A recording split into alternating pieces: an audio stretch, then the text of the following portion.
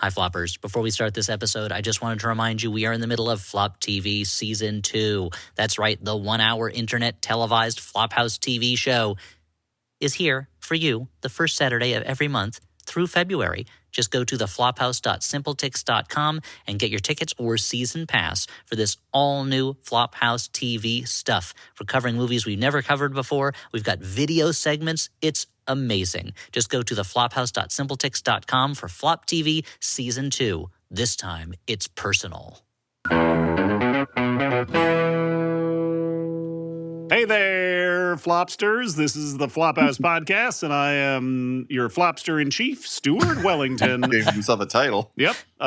It's important that I give myself a new title because Flopster-in-Chief. Yeah, so this is a Flophouse mini. Now, normally on our other weeks, we do full episodes where we watch a bad movie and talk about it. On these weeks, the other weeks, we do a thing called a Flophouse mini where we talk for about as much time, but with no particular direction. Today, guys. Sounds great.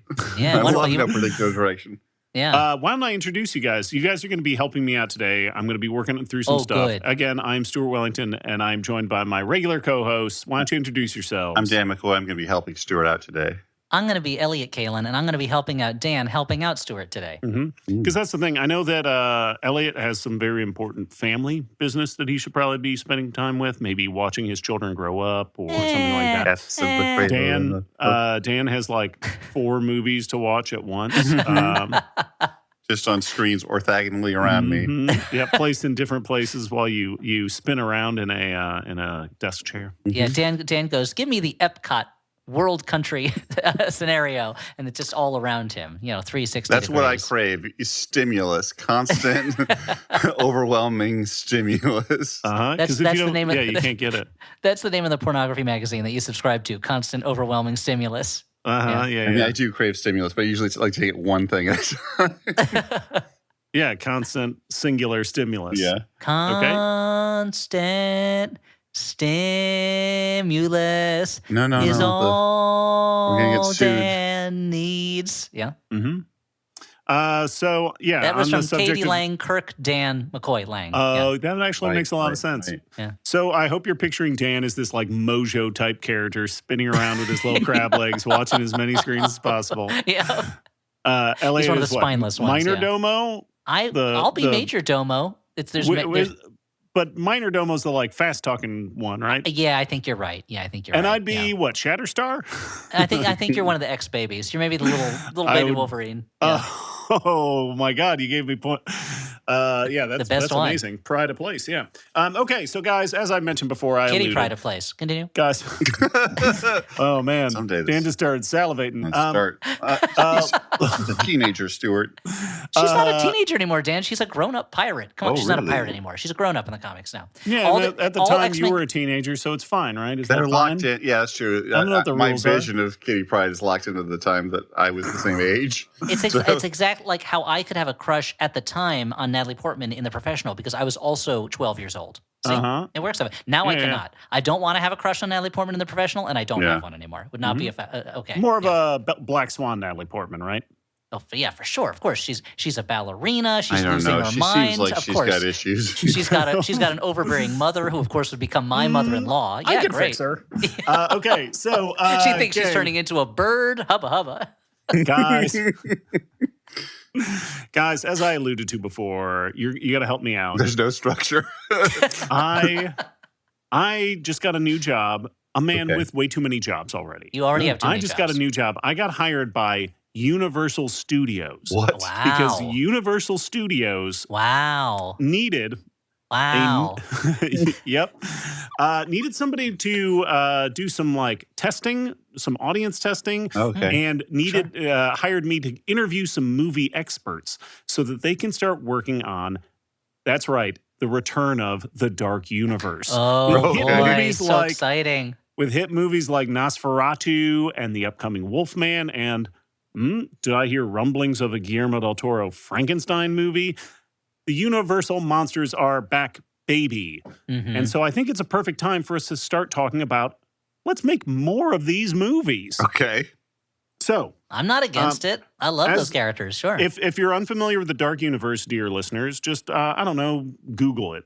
You'll see some pretty funny pictures. I'll mention, Stuart, I'll help you with this one. The Dark Thanks. Universe was an interconnected series of movies that didn't exist. They released one of them, The Mummy, and they did a photo shoot of the stars of the upcoming films. And then when The Mummy didn't do that well, they canceled all the other movies. So Angelina Jolie is the Bride of Frankenstein, not happening. Johnny Depp is the Invisible Man, not happening. But they built it up, and they made a whole logo for it. Yeah. This was going to be the next big interconnected movie universe. And then I it also died think there almost was instantly. a Dracula one Dracula before Untold, that. yeah. That Yeah, was Leslie like sort of a Nielsen. soft launch for the Dark Universe. And when that failed, they're like, no. The Mummy, that's the real launch of the Dark Universe. I think so that was Dracula Untold, I believe, Yeah. which I think Featured on this podcast. I don't know if it's officially Dark Universe canon. I think they were trying, but I don't know if it has the Well, Dark that's what I'm Universe saying. logo I think they were on it. like Yeah. dipping a toe in, and then they're like, that didn't work. They're like, no. Forget that. This is the Dark Universe. Yeah. Here.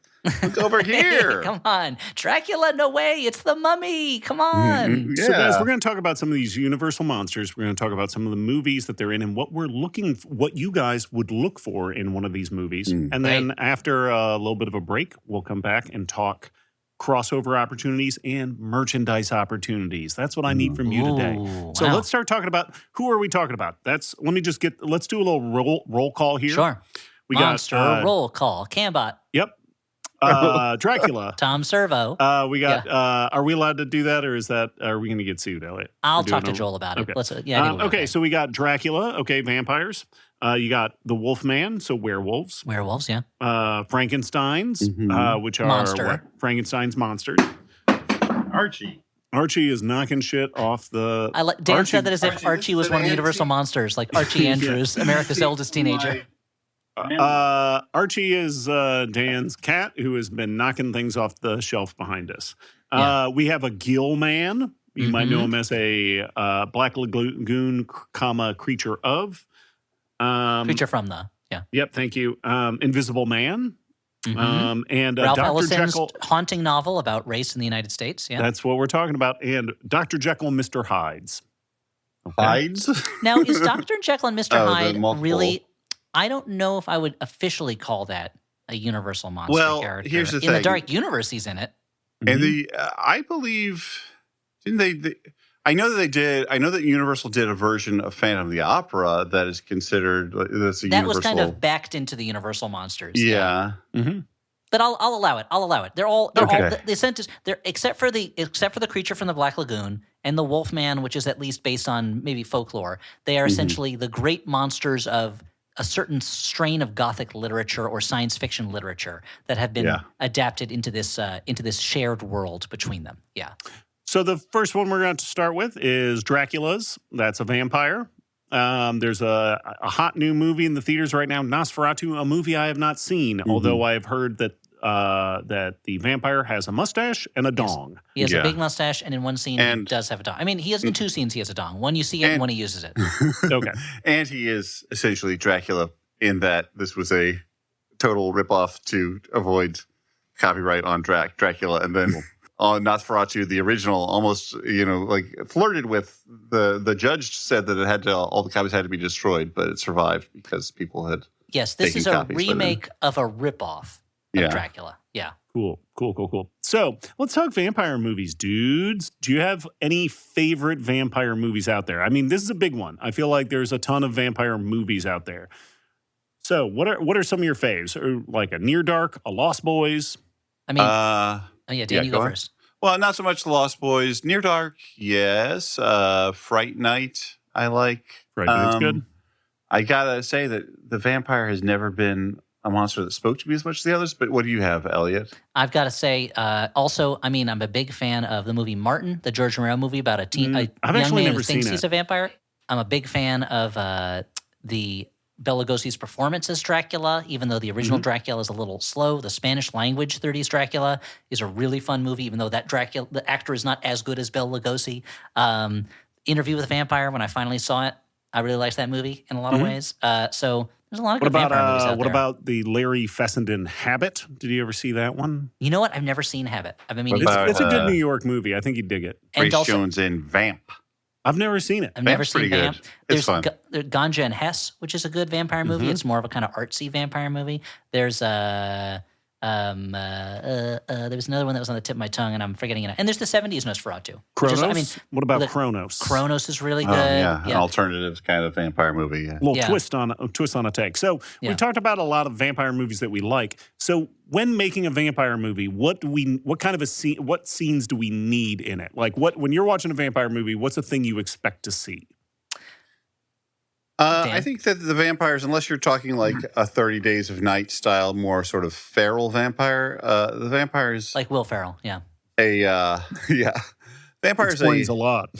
friendlier monster in that he has to be invited into your home, but often he'll invite you into his home and have a meal with you or entertain you. Like, He's one of the few he plays monsters. with his food. It's one of the few. He does play with his food. He's one of the few monsters who has manners and Yeah.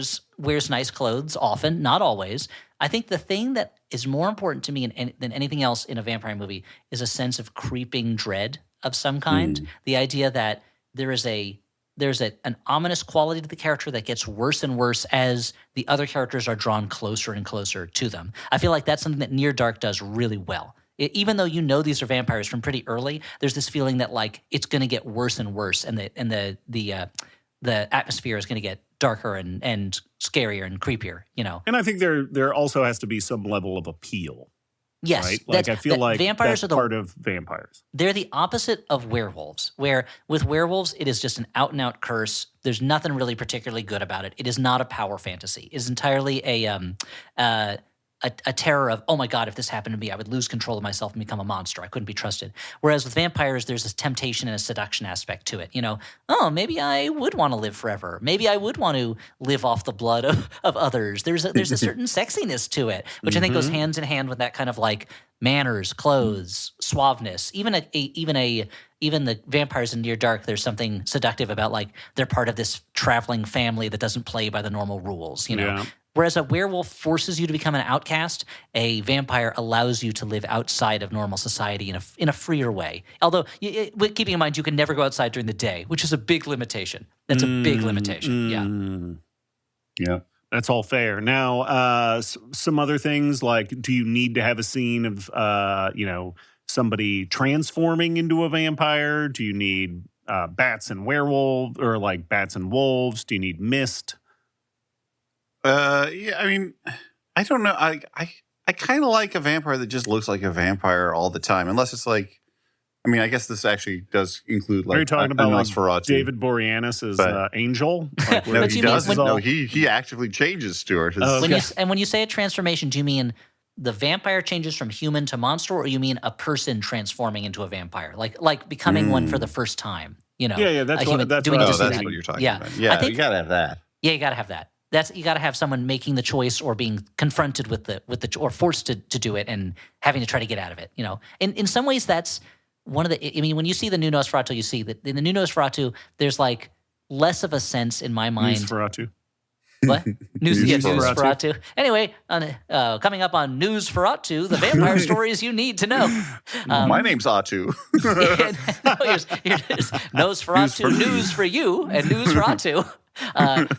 It's news for you. And I think that there's less of a feeling of a character being seduced to the dark side because the character already has a dark side to them, and also Nosferatu, the character, is such a grotesque creep. Yeah. that it feels very little like there's a like, oh, who's this guy? Well, Who's the new guy in town? I know that his land deal is, a sham, a cover for other stuff in Nosferatu, but I did find it very funny that like Nicholas Holt's Jonathan-esque character, I don't know what he's called in Nosferatu, is like they're like taking it face value, like, oh yeah, this guy wants to buy a house in London.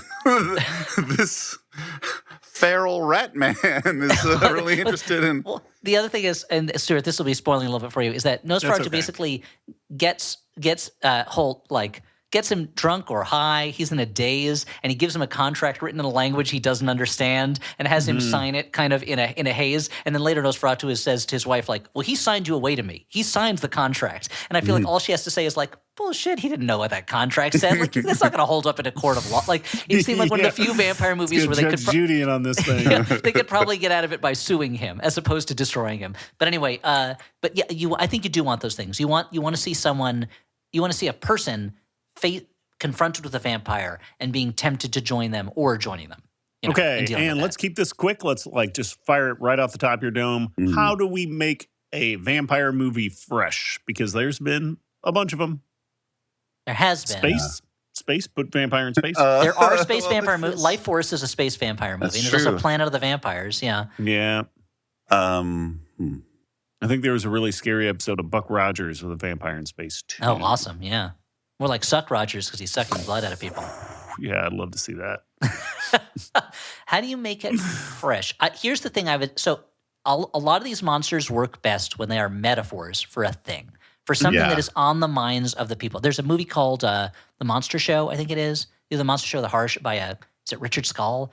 Where it's talking about how so many of these monster movies from the 30s he sees as people dealing with the trauma of World War I and the new knowledge of how a body can be destroyed, what can happen to a body, and the damage you can do to it. And I feel like with vampires, there is some way to make it a metaphor for the 1%, income inequality, something like that. There's this class that is literally preying on normal people and in a way that they're not always aware of. But I don't know. But that's a theme. I don't know exactly how to do it in a story. No, way. that's good though, because I was thinking along those same lines, and what I was thinking about was like, often they use it as a metaphor for disease spreading, and certainly coming off of COVID, and that reminded me of one of my problems with the new Nosferatu, where it seemed to boil down to like, forget this science. Listen to my crazed ravings about the supernatural. You got to do it this way. Yeah. Well, that's the issue with a lot of these movies. It reminds me of in that first Godzilla versus Kong, I think it was, where it was like, every scientist knows the Earth is not hollow, except this one scientist, and he's right. And it's like, so we should always listen to the outsider who doesn't agree with the scientific consensus? That's what you're telling me? But I think that's one way to do it. Yeah, make it about something. Okay, so let's move on to our next movie monster. That's the Wolfman, a werewolf. There's been a couple of these movies. Are there any ones that are particularly particular favorites of you? I have a higher, I think there's more in the wolf zone that I like. I really like American Werewolf in London. Yep. I like The Howling. Hell yeah. Dog Soldiers is pretty good. Dog Soldiers is good, yeah. Even a dumb werewolf movie I'll enjoy. I saw there was like a Terror Tuesday of Silver Bullet that I was like, that one's pretty fun. What about Wolf? I've never seen Albert Finney in Wolf. Wait, no, that's Wolfen. Yeah, Jack Wolfen Nicholson. And Albert Finney is the detective in Wolfen, I think he's a detective. He's trying to find the Wolfen. Yeah. Okay, Wolf. Jack Nicholson is in Wolf. That doesn't quite work. I saw it when I was young, and I don't really remember it. And I still only remember the scene from the commercials where he's peeing on the floor in the bathroom. Oh yeah, there's a scene where he somebody puts their hand on his shoulder and he bites it really funny. I thought Wolf was funny because it was like, it's not like publishing can't be cutthroat, but it's not like the most cutthroat business, and it's like you really need to turn into this wolf man, I think it shows you Mike Nichols' view of the publishing world. Exactly. Maybe, yeah. Oh, I think we also forgot probably my favorite werewolf movie, Ginger Snaps. Oh yeah, I think that might be my favorite. Yeah, and that's it obviously wears its metaphor on its sleeve, or. Not really a pun. No, I guess you're werewolves are famously sleeved. But it, I think it puberty and sleeves. I feel like that's one of the. I feel like Ginger Snaps talks about it in as a puberty metaphor in a way that Teen Wolf. Yeah, but I guess you're right. I get mistake. Teen Wolf did it first and better. No, I'm not saying. I'm just saying that's a. That's one I was way a to teenage go with werewolf. Did it before Teen Wolf too. Yeah. So I'll shut up. I didn't mean to. I'm just saying. I feel like it felt pretty fresh and novel the way that Ginger Snaps. I will say that presents I think Ginger Snaps doing it as a female puberty story as opposed to just a puberty story, but also that Ginger Snaps does it better than Teen Wolf. Teen Wolf is not the best use of werewolf as puberty metaphor. You know when you go through that change where suddenly you become great at basketball and you have to decide how to use your basketball powers? Say more on that. But so werewolf movies. You're asking for what? How we make it fresh and fun? Well, first off, I would say, what kind of scenes do we need in what does a werewolf movie need? Here's where you need the transformation You need scene. the transformation scene. It's got to be big and scary. You got to have a scene where someone is telling someone else to barricade them somewhere, or they're begging for help. Don't let me out, that kind of thing. You got to have a scene where they're surfing on a van. That just is a classic definite. werewolf You know? trope. You got to have them A bite scene into where a can the- and it sprays everywhere. A Yeah. scene where the person who is afflicted with lycanthropy is underestimated because they are just a regular old human, and the person doesn't realize, oh no, this guy's going to turn into a wolf.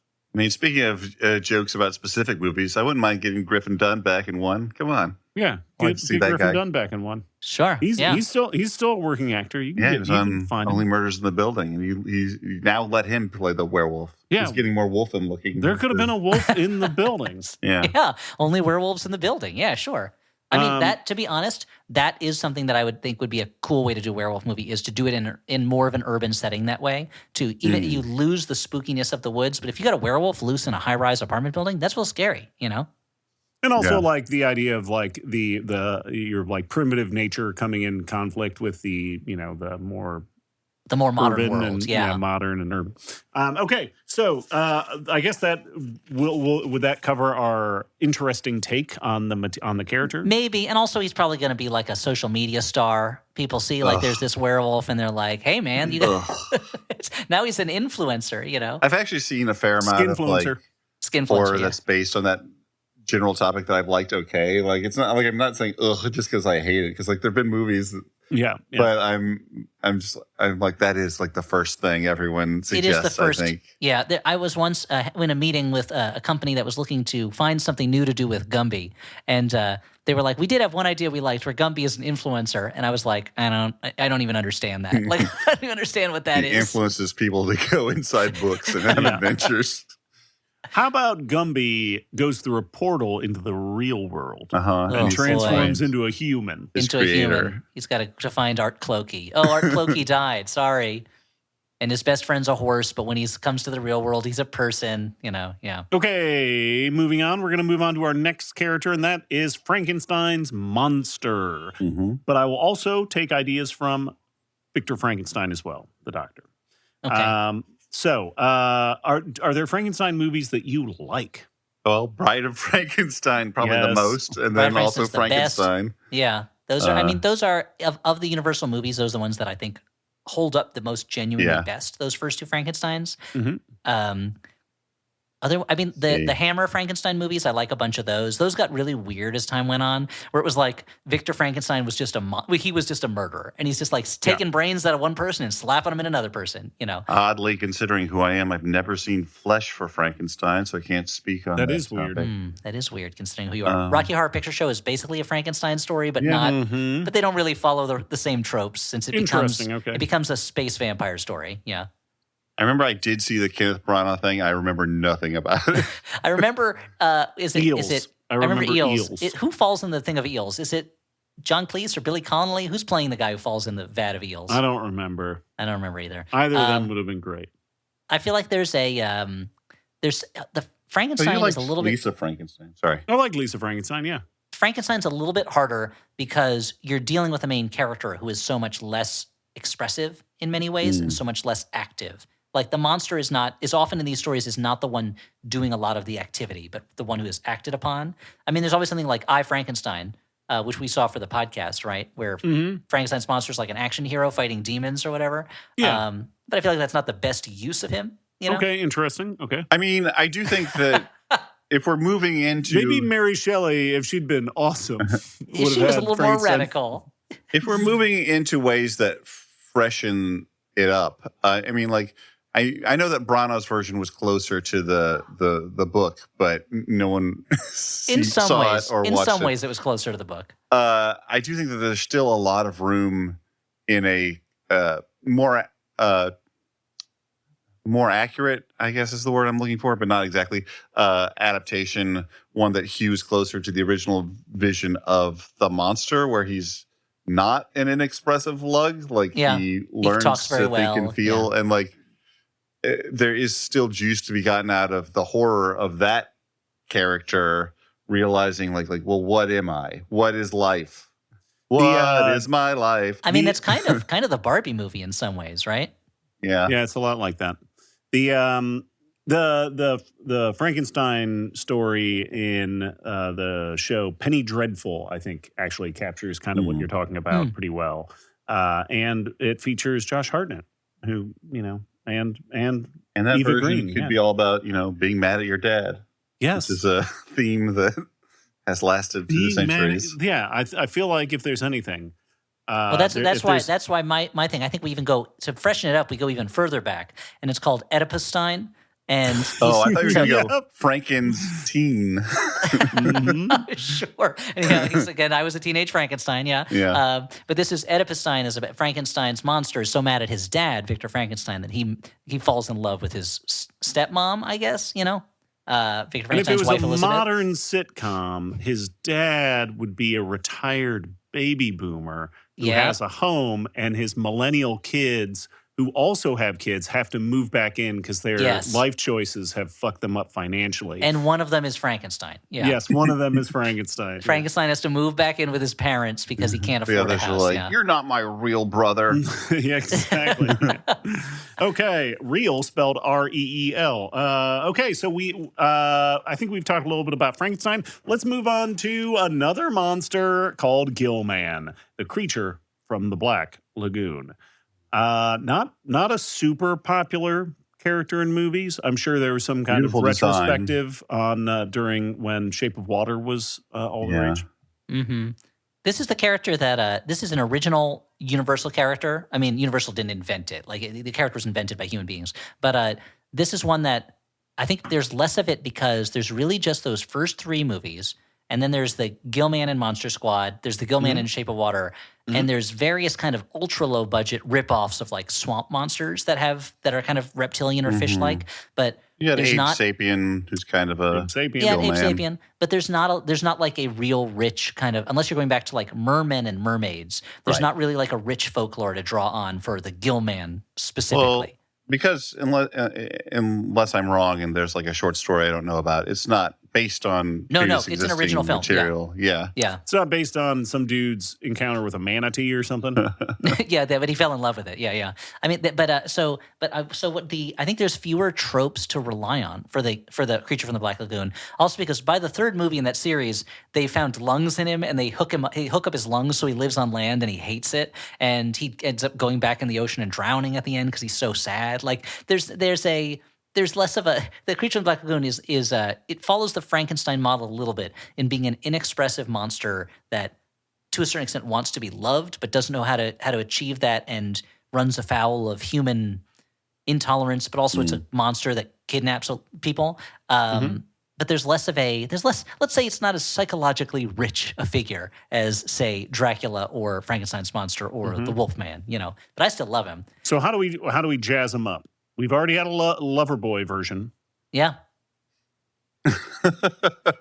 Wait, what Loverboy version? Shape of Water. Oh, okay, right. Did you not see that movie, Dan? It's no, kind of a big won an aspect Academy Award. It was Best Picture. Honestly, I zoned out. My brain went back to Frankenstein because I was distracted by a question I got about Flop TV that I shouldn't have looked at. The Loverboy version of Frankenstein, it's Rocky Horror Picture Show. It's Loverboy. They were they cut out the scene at the beginning where they show Patrick Dempsey being made out of dead body parts before he gets a job as a pizza boy who brings pizza and more to couldn't make that movie these days.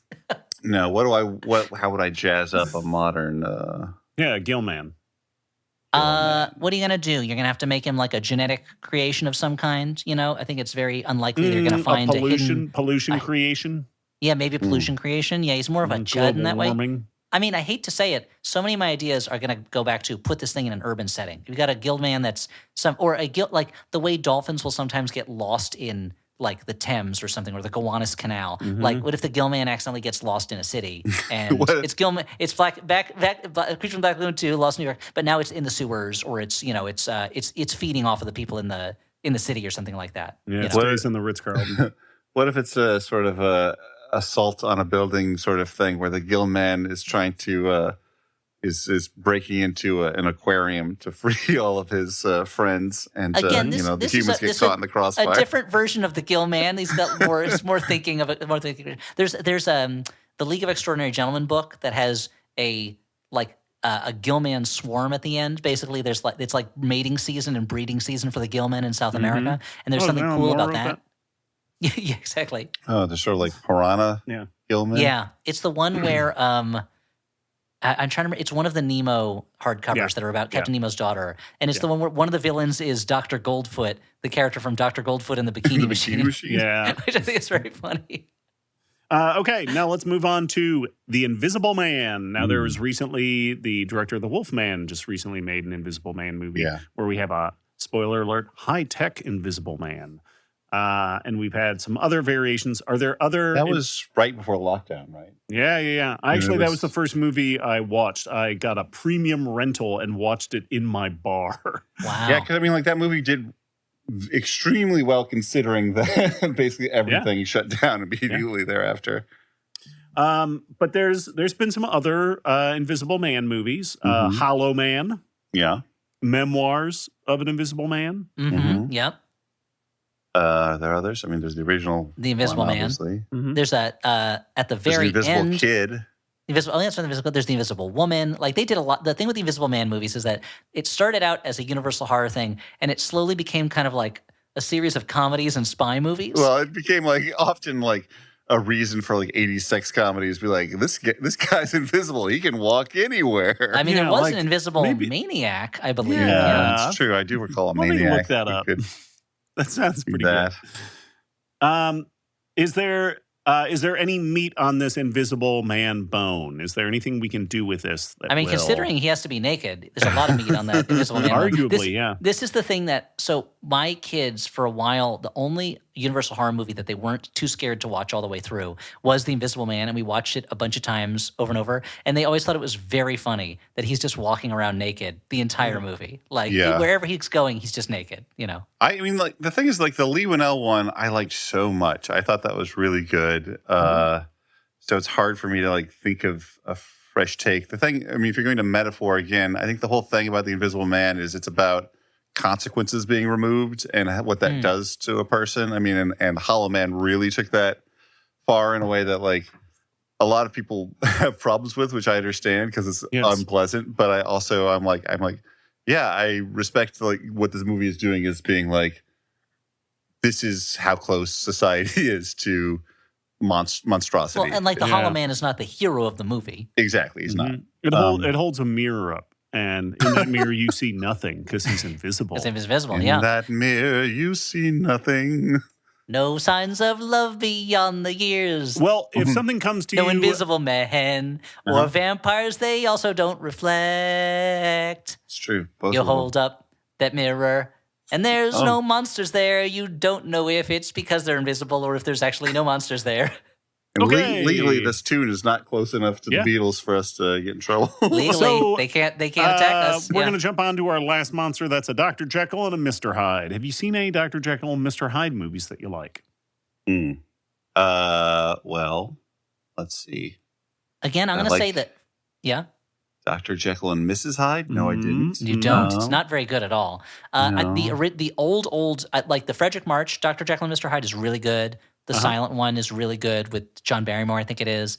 I have to say, this is one that I think suffers a little bit from us living in a world that no longer has as rigidly defined morals as the world kind of once did in some ways, where it was I feel like it's a lot harder to, like the Hyde has to be so much more extreme in order to really get across that this is a guy operating on his worst instincts and in a way that society can't contain. And there have unfortunately been too many stories of someone who seems above reproach on the surface who turns out to be a monster. Yeah, they don't need the serum, basically is what it is. I mean, I wonder if there's a to do a version of Dr. Jekyll and Mr. Hyde where someone is blaming their problem on a potion or whatever, and then it turns out it's not the case at all. I mean, Like, I blame most of my problems on a potion. It's called tequila. like I wonder if there's something. I always had a joke version of Dr. Jekyll and Mr. Hyde in mind where Dr. Jekyll is very uptight and very above reproach, and Mr. Hyde is like, look, he's got his problems, but he just relates to people a little better. He's looser, he's more fun to be around, and so Dr. Jekyll's friends are always trying to get him to take the potion, trying to like convince him that he should become Mr. Hyde because it's more fun to be around Mr. Hyde. Pretty good. Yeah, his friends are bad. I was distracted thinking of a sassy like T-shirt of what Stuart just said, some Dr. Jekyll and Mr. Hyde themed T-shirt about tequila. Yeah. Was Mary Riley a Dr. Jekyll and Mr. Hyde movie? I never saw that. I think that's Frankenstein, isn't it? No, I'm wrong. No, I think you're, well. I'll look it up. I've never seen it, so I don't know. Look it up. All I remember is that in the commercials, they would say, Mary Riley. We sure would. So now that we've kind of done an overview of these movies, let's get a little word from our sponsors. You know, the Flophouse doesn't pay for itself, folks. No, it doesn't pay for it. If it did, ooh, boy. If it baby. did, Dan might have seen Mary Riley, and he would know, yes, it is inspired by Dr. Jekyll and Mr. Hyde. Cool. Oh, wow. So I know about you guys, but all this talking has made me a little bit hungry. Oh. So I'm going to do a little bit of an ad from one of our sponsors, and that is our sponsor, HelloFresh. HelloFresh is a meal delivery system. They send you the meal, and you put that thing together, and you make it yourself. Are you tired of ordering out? Are you tired of going to the store and having to buy all the ingredients? Well, be tired no longer. HelloFresh will help you out. It's easy to find time to eat, well within 50 wholesome, hassle-free meals to choose from each week, delivered right to your door. You don't even have to leave the house. Save valuable time with fewer trips to the grocery store thanks to HelloFresh Market. There's over 100 add-on items you can add to your weekly box. So, like, if something that might be keeping you from it would be being concerned that you don't have as many options, there are so many options now. HelloFresh has you covered. So, you can get up to 10 free meals and a free high-protein item for life at HelloFresh.com/flop10fm. One item per box with active subscription. Free meals applied as discount on first box, new subscribers only. Varies by plan. That's up to 10 free HelloFresh meals. Just go to HelloFresh.com/flop10fm. The Flophouse is also sponsored in part by Aura.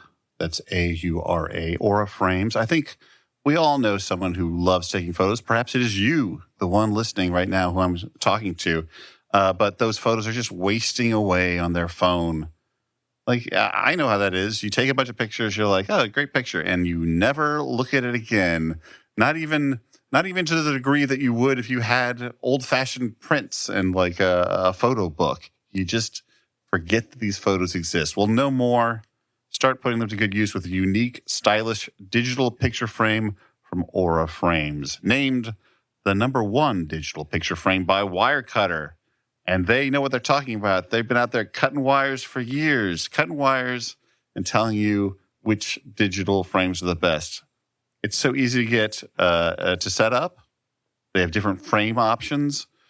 We have one of these, and it's a good way to, like, I don't know. If you had the choice of just one or two pictures to put up, what would you put up? You would put up maybe a picture of your partner, if you have one, your family, maybe a picture of a beloved pet, but you don't, see the whole spectrum of your life. I think that when you have this digital picture frame, you're a lot more generous about, like, oh, that's a nice moment I want to remember, that maybe I wouldn't put up in a frame if it was just a regular old static frame, but you still want to see it. And that's the great thing about having a digital frame. And right now, you can save on the perfect gift that keeps on giving by visiting auraframes.com.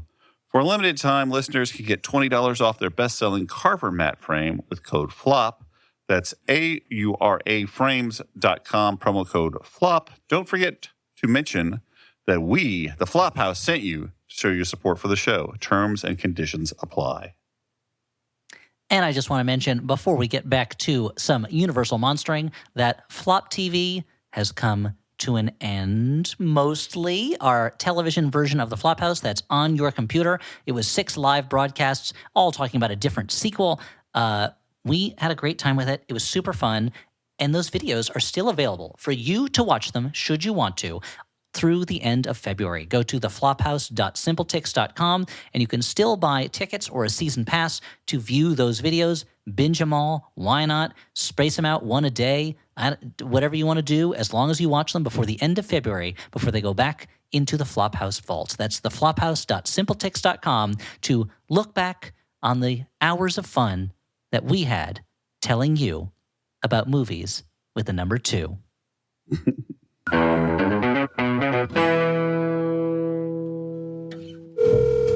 Hey, Hey, is this Jesse? This is Jesse. Hey, this is Stuart Wellington, host of the Flophouse podcast on Max Fun. I'm calling because you've been named Maximum Fun's Member of the Month for February. Nice. If you don't mind me asking, what prompted you to start supporting the network, become a Max Fun member? I was trying to think of when I started listening to the Flophouse, but I think it was something like 2014, 2015. Oh, wow. And then actually having a real job in 2021 was what allowed me to actually start supporting. Congratulations for having a real job and supporting my not real job. So as member of the month, you're going to be getting a $25 gift card to the Max Fun store, Awesome. a special member of the month bumper sticker, and a special priority parking spot at Max Fun HQ in Los Angeles. It's awesome to support you guys, to support Max Fun. I get endless joy and entertainment. If you're a Max Fun member, you can become the next Max Fun member of the month. Support us at MaximumFun.org/join. Most of the plants humans eat are technically grass. Most of the asphalt we drive on is almost a liquid. The formula of WD-40 is San Diego's greatest secret. Zippers were invented by a Swedish immigrant love story. On the podcast Secretly Incredibly Fascinating, we explore this type of amazing stuff. Stuff about ordinary topics like cabbage and batteries and socks. Topics you'd never expect to be the title of the podcast. Secretly Incredibly Fascinating. Find us by searching for the word secretly in your podcast app. And at MaximumFun.org. And we're back. As I mentioned right at the top, I just got a new job working for Universal, handling some market research. Mm-hmm. And I have enlisted my two favorite movie experts in the whole wide world, Dan McCoy and Elliot Kalin, to help me with this. You know real movie critics, too. I do. I know real movie critics. And you know what? I threw them all in the trash. Wow. Picked you guys up off the shelf, and I said, I want to play with you. So weird. The next, so the thing, part of the thing, we're talking about the Dark Universe here. That's an interconnected universe with all the Universal monsters. One of the things that has been a huge part of the Universal Monsters history, and what seems to whet moviegoers' appetites like nothing else, is crossovers. People love it when one thing crosses over into another thing. Maybe Scooby-Doo shows up. Maybe Laurel and Hardy show up. What the fuck? Who cares? So Universal has a pretty deep-ass catalog of other very popular franchises. And I'm going to run down some of these names, and I want to know what your thoughts are, just right off the top of your dome, whether or not you think that has good crossover opportunities with our newly reformed Dark Universe. So starting up, this is the biggest one, Fast and the Furious. How do they handle a Dracula? How do they handle one? Well, I mean, the typical way: steaks, sunlight, garlic. Do they have those in the cars? Yeah, they just said. I mean, their cars have trunks. They could pick them up, you know. Now I am thinking of, like, you attach the stakes to the front of the cars, like jousting It's actually things. a good idea. That is a good idea. I feel like this is a natural progression for the Fast and Furious I think franchise. so. Especially because Draculas are also about family. When you turn someone into a vampire, they become part of your vampire family. And so the idea of our beloved gearheads and their family going up against a Dracula family that is, if anything, maybe even more tightly knit than our car boys and girls. You know, now, do we have any other characters? Any of our other Universal monsters would mesh well with this? I don't know. I don't know if a gill man is the best fit for it. Probably not. But I could see. So here's what I would see if you're gonna bring other monsters in. Speedboat based spinoff. Could do that if it's a car that turns into a boat. You could do. They had a car that turned into a spaceship. There's no reason you can't do that. But I think if you have Dracula turns one of the Furiosos or whatever they're called, the members that they have a name like as a group. The Toretto family. I guess the Torettos. Dracula turns one of the Torettos. They've got to replace them. Frankenstein's going to drive this car. That actually is a good idea. This is going to seem tasteless. Paul Walker, bring him back to life as a Frankenstein. He drives the car. Tasteless. You're right. You're right. Correct. I mean, I said right up top, no idea is a bad idea. This is a safe space. You said for it. sharing. You said none were bad. Yeah. Okay. This space is safe, but unfortunately, it's being broadcast out to the world. Yeah, Okay, and outer we space gotta- is very unsafe. You're not going to last long. We have another big franchise, and this is one that is near and dear to Elliot Kalin's heart. That's right, the Jurassic World franchise. That's his favorite Jurassic iteration World. of that idea. It's, of course, the world. Now, obviously, we know Sam Neill already has a problem with Invisible Mans It's true. Yep, sure. because he was chasing an invisible Chevy Chase. As It's read right in the there in his memoirs. name all over Yeah. the place. Yeah. His name is Chase. Yep. They cast him. What other monsters would have good crossover potential? CP with the Jurassic World franchise. For a moment, I forgot what we got so far down the invisible memoirs of a Invisible Man. For a second, Yeah. Dan was like, the Toretto family with dinosaurs? Sign me up. Now, so dinosaurs are in the Jurassic franchise. They're often in a tropical setting. They're in these Costa Rican islands, so that seems to me like a good place for a gill man. He does not fit so much in the car culture unless he's driving like a Big Daddy Roth type strange, car device. But I think you could easily have, they're investigating these dinosaurs, and there's also they find in the lagoon there's creatures there. There's gill men. Right. Yeah. Right. Or how's this for a very, very boring movie? The Invisible I love Man it already. in Jurassic World. He's trying to get away from those dinos. So what he does is he turns invisible and he walks out of the park. And everyone's happy. Oh, yeah. That's Sure. Yeah. Sounds like a little slice of life. Yeah. Slice of life, little stripe. It's really just, it's kind of just like a nature program because you can't see the Invisible Man. So you just see it pan over like the landscape and see a bunch of dinos and stuff. Yeah. And then it's over. And this next franchise is a crossover of both cars and things from an ancient time. That's right, the Back to the Future franchise. How do we handle? I feel like this makes sense. Marty McFly accidentally goes back to old-timey Transylvania. Right there. I Boom, think it's we're right avoiding. There's money on the table in the fact that Marty McFly is a werewolf in a different movie. Yes. So True. I think we play around with that one maybe, and I don't know if they switch places, the Teen Wolf and Marty McFly, or Marty McFly becomes a Teen Wolf and he's like, not again. I think like this has happened before. Oh, But I also feel like he looks at the camera and he's like, not again. The whole audience is like, we know what he's talking about. yeah, he goes back in time to like a Romanian village in the 1800s, bitten by a wolf, or 1600s even, bitten by a wolf, comes back. Yeah, not again. Oh, boy, deja vu. And then they, I also feel like the Back to the Future series as it stands kind of makes hay from like sort of evil doppelganger versions of characters through time. So if we throw in some Dr. Jekyll and Mr. Hyde, maybe we've normally just seen like good characters be good through time or maintain traits. But what if like we get an evil Marty who's taking the potion, who takes or an evil wreaks Doc havoc. Brown. Doc Brown makes perfect sense. Doc Brown, he drank that potion and he turned into an evil Makes Dr. sense. Hyde Doc Brown. Yeah. Yeah. Okay, now we're going to think a little bit outside the box. How about the American Pie franchise? I hope you're listening, Chris. What do we got? Yeah, what can they? We've already used Dracula, but I feel like if the mom that they want to sleep with is a vampire. Stifler's mom happens to be... Count Stifler's mom. Yeah. part of her allure. Yeah. You could also We're going to spend a summer in our college years. What age are the American Pie gang at this point? Now they're our age. They're in their 40s. Yeah. But I guess probably the newer movies have completely new, like it's like the children of the original American Piers, right? Except Eugene Levy's still there, right? Probably. Yeah. If it's the children of the original American Piers, he's still the granddad. Yeah. Yeah, because the concept of the movie franchise is not like we're like aging with them as they go. It's about like high school and maybe you're thinking of the 7-Up shenanigans. franchise, which only has one scene with someone having sex with a pie, and that's in 34 Up, I think. You know what? We've been forgetting this whole time. We've been forgetting the Mummy, and I feel like the Mummy would fit right I in. didn't forget you didn't the talk Mummy. about the Mummy. It's at fine. All, yeah. We could talk about them now. They would fit Different right kind in of here. MILF.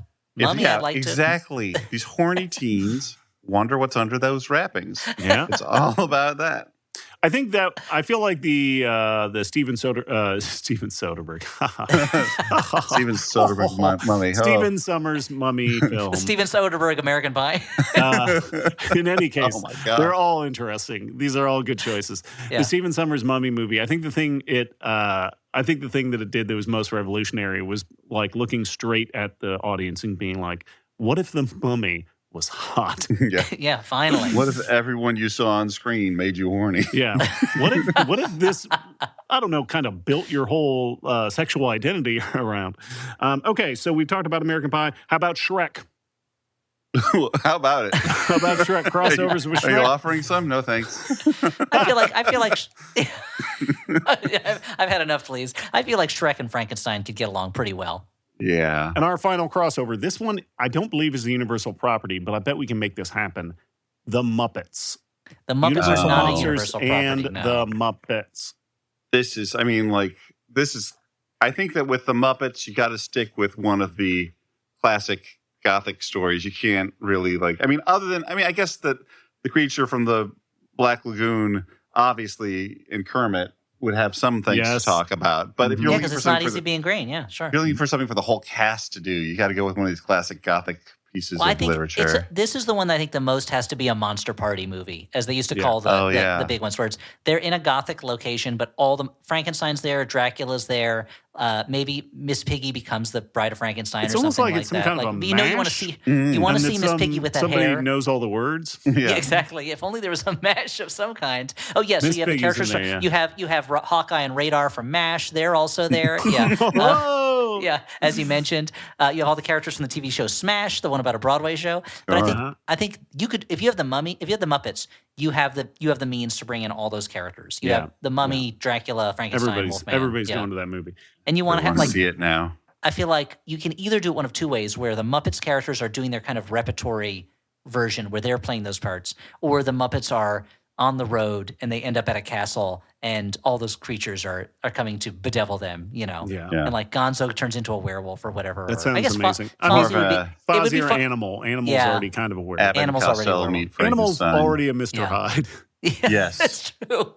Okay, so those are That some would great. be. Sorry, we learned that Animal is Sam the Eagle's hive. Or Those then are the he's two. or they Yeah. give him the potion and he becomes calm Normal. animal. You see the Yeah. Dr. Jekyll side of him. Yeah, Oh, yeah. That'd that's be so great. funny. Okay, so we've talked crossovers. I think we have there's some fertile ground there. Let's move on to merchandise. Now, the first one we're running out of time, so we got to be rapid fire here. The most important merchandise choice: popcorn buckets. What's the popcorn bucket looking like? Obviously, Nosferatu already did a coffin. We're not going to be. Did they already? That's what I was Yeah, gonna we're say. not doing Question popcorn out of a is, coffin. you got to ask who has the most fuckable popcorn bucket opportunity. Yes. What's the most important? What's a Frankenstein popcorn bucket look like, Elliot? Frankenstein popcorn bucket, I feel like it's going to look like the slab he's on with the electrodes sticking out of it. You know, if you're really going all out with this popcorn bucket, it makes a sound like thunder with and Okay. there's like a lightning flashing on it. The Mummy, it's going to look like a. I mean, I feel like tomb. Frankenstein's head kind of looks like a popcorn. You could do a popcorn bucket of Frankenstein's head too. I like that too because then it's like you're eating his brain. Now, That's of really course, good. for the Wolfman, you have a lot of fur, which you always love to have like a lot of loose hair in your popcorn. So it's not so Especially good. when there's butter. Yeah, Not good Yeah. for the popcorn, but it does increase like how good it feels on your genitals if you're using it for its intended purpose. Yeah, for sex purposes. yeah. Ignoring Invisible that, the Mummy. Man. I feel like an Invisible Man popcorn bucket. It's a little bit See-through. hard, right? Well, gotta it's be like see-through. a scam. See-through, See-through popcorn bucket. You see claim the that you were popcorn selling inside. them into No, it's a invisible see-through popcorn. bucket, Dan. You don't just Oh. sell them nothing and say you have your invisible Okay. popcorn. Because popcorn is a tactile sensation. You taste it and touch it. It's not about mean, just looking at it. The price, the margins on mine are so good though. That's true. It's 100% profit because it's not real. It's really Emperor's New Popcorn Bucket in a way. Exactly. The Mummy, it's shaped like a pyramid. Creature from the Black Lagoon, I don't know. That's a good question. The creature head, I guess. Dr. Jekyll, Mr. Hyde, half of it looks like a normal bucket, half of it looks like a crazy bucket. Yeah, exactly. Yeah. Oh, man, we crushed this. Okay, restaurant tie-ins. Restaurant tie-ins are super important. You need to get Matt Singer and Griffin Yeah. Newman out there chomping down That's Need on why to I make would- them eat a lot of stuff at like- Denny's or whatever. Yeah, make the food as gross as possible for them. It's all green. All the food's green, Yeah. and naturally. Like you have green fish sticks with green fish meat in them for the Gill Man, You could also have green fish sticks with green fish meat for the Invisible Man. Or That's true. Or for Frankenstein's Frankenstein. monster. Frankenstein's or monster. Dracula. It's all green fish sticks. Yeah. I mean, Dracula, I feel like there's a steak aspect to it. Like it's a real Some big sort steak. of But it's got some kind of like strawberry shake too. It's a steak with strawberry sauce on it, which Oh, sounds there you go. disgusting. But that's the blood on this Yeah, of course. on this steak. Yeah. So And I think Wolfman the food has hair in it. Yeah, just we've like done Dan some said good with the work. popcorn. Yeah. I think we're going to close this out on a like a more personal note. Do you guys have any personal memories of movie tie-in products that you remember fondly, or you think have a particularly weird story on? For instance, me, my favorite NES game was the Gremlins 2 NES game, and I remember taking I'm sure I told the story before, but I took a picture of my like winning screen when I beat the game and sent it into Nintendo Power. I was that proud of it. Yeah. After I defeated the Spider Gremlin. I mean, the thing is, it's unsurprising that my brain immediately went to Gremlins 2. I mean, and I don't mean Gremlins 2, the new batch. I mean Gremlins as well. Because I forget, like whatever fast food joint was doing this, I had the entire run of the like story records that told the story of Gremlins. I had those too, yeah. I think it was a McDonald's thing. I think with like the really thin kind of flexi records. Yeah. Yeah. But it was still an impressive, I mean, like those were the days of like tie-ins, man, to do like a whole series of records that told the story of the movie Gremlins and have it at a fast food place. I totally remember listening to that. Yeah. And I listened to it so much that my mom would always joke around about how one of them started, Kate and Billy. She was a big Kate and Allie fan. Yeah. So. Yeah. I feel like I don't, there's most of the tie-ins I can think of are either cups with pictures on them from fast food restaurants or toys. But I think this is before my time. But I'll just mention the classic C-3PO tape dispenser, where for whatever reason they sculpted it where C-3PO is laying back with his legs spread and the tape roll, the Scotch tape is right in between his legs. Well, like that's perfect. How else would you do it? I don't understand. I mean, at that point, you might rethink the concept of a C-3PO tape dispenser. No, I love that. Yeah. Listeners, write emails to Dan or respond to this. Or all of us. With some of your favorite movie tie-in merch. It's going to help me in my new job. Thank you so much for listening. This has been a Flophouse Mini. Thank you to Alex Smith, our producer, for putting this beautiful thing all together and sticking it right in your earballs. I would also like to thank our network, Maximum Fun. You're not looking for minimum fun. If you're looking for minimum fun, you're in the wrong place because Maximum Fun is where we're at, and there's plenty of really great shows there. I'd like to thank my two co-hosts, Dan McCoy and Elliot Kalin, for helping me out with this project. And it also gave me an excuse when I'm like, what can I talk to? What do I have in common with Elliot? Universal Monsters, baby. Yep, right there. Okay, so. And I hate them. And Dan fucking hates him. So I was doing this mainly to bedevil him. Thanks for tolerating this irritating discussion, Dan. Yeah, nothing I like worse than monster talk. Anyway. So again, for the Flophouse, I've been Stuart Wellington. I've been Dan McCoy.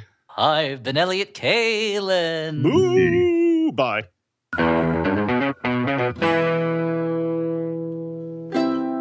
Maximum Fun. A worker-owned network of artist-owned shows. supported directly by you.